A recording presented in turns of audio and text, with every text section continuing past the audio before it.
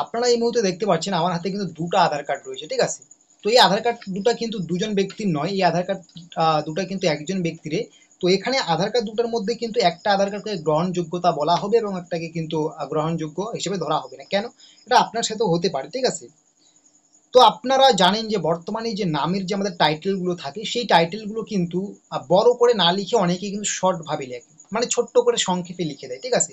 আপনার নাম দেখা গেল ড্যাশ মোহাম্মদ, বা আপনার অন্য সম্প্রদায়ের যদি আপনি হয়ে থাকেন তো আপনার টাইটেলের শর্ট নাম রয়েছে। আমি প্রত্যেকটা টাইটেলের শর্ট ফর্ম জানি না। তো আপনার দেখা গেল টাইটেল যেটা সেটাকে পুরোপুরি না লিখে আপনার আধার কার্ডে শর্ট টাইটেল দেওয়া হলো। মানে আমি তো বলে দিলাম মোহাম্মদ, যেটা সেটাকে শর্ট ভাবে লেখা হলো এমডি। আপনারা প্রত্যেকে জানেন মোহাম্মদের শর্ট ফর্ম হচ্ছে এমডি। হ্যাঁ, অবশ্যই কিন্তু মোহাম্মদের শর্ট ফর্ম এমডি। তবে আধার কার্ডে দেখা গেল আপনার সমস্ত ডকুমেন্টে রয়েছে মোহাম্মদ ফুল ফর্ম এবং আধার কার্ডে আছে এমডি, ঠিক আছে?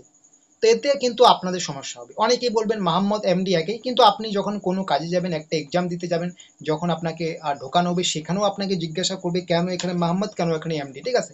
বা আপনি কোনো ডকুমেন্ট ভেরিফিকেশন করতে যাচ্ছেন, কোনো জব পেয়ে গেলেন বা খুবই দরকারি কোনো কাজ করতে যাচ্ছেন, সেখানেও কিন্তু আপনাকে সবার আগে এটাই জিজ্ঞাসা করবে। তো তাহলে কথা হচ্ছে যেখানে মোহাম্মদ এবং এমডি একই জিনিস দুটাকে বোঝাচ্ছে, তাহলে তো আধার কার্ডে তো যদি শর্ট ফর্ম দেওয়া হয় সেটাকে গ্রহণযোগ্য বলে মনে করা হচ্ছে না। তাহলে কি আমাদের এই যে এমডি সেটা কি আর ব্যবহার করা যাবে না? অবশ্যই এটা কিন্তু গুরুত্বপূর্ণ আপডেট। আপনাদের যদি আধার কার্ডে যদি এই যে আপনার টাইটেল, সেই টাইটেলটাকে পুরোপুরি শর্টে দেওয়া হয়, যেমন আমি বলে দিলাম মোহাম্মদ থেকে শুধু এমডি করে দেওয়া হয়, অবশ্যই কিন্তু আপনি সেটাকে আপডেট করে নেবেন, না হলে কিন্তু আপনিও সমস্যায় পড়বেন। এটা কিন্তু সবচেয়ে ভয়ঙ্কর এবং গুরুত্বপূর্ণ আপডেট। কারণ আপনারা কিন্তু এটা অলরেডি জানেন যে মোহাম্মদ মানেই এমডি। তো সেই হিসেবে আপনারা কিন্তু এটাকে আর কিন্তু সংশোধন করেন না, ঠিক আছে? কারণ এটা যুগ যুগ ধরে আমরা জেনে আসছি যে একই জিনিস, সেটা লং ফর্মে দেওয়া হয়েছে, এটা শর্ট ফর্মে দেওয়া হয়েছে, তাই না? তো এটাও কিন্তু সমস্যা হবে, তাই কিন্তু এগুলো আপনাদের কিন্তু একটু সমাধান করে নিতে হবে।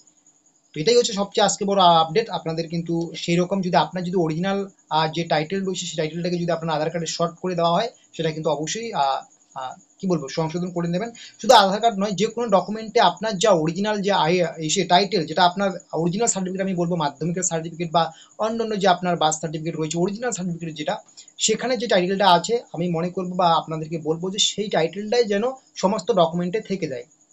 ওখানে পুরোপুরি টাইটেলটা থাকলো, এখানে শর্টকাটে থাকলো, এরকম থাকলেও কিন্তু সমস্যা হয়। তো এটা কিন্তু একটু আপডেট করে নেবেন, ঠিক আছে?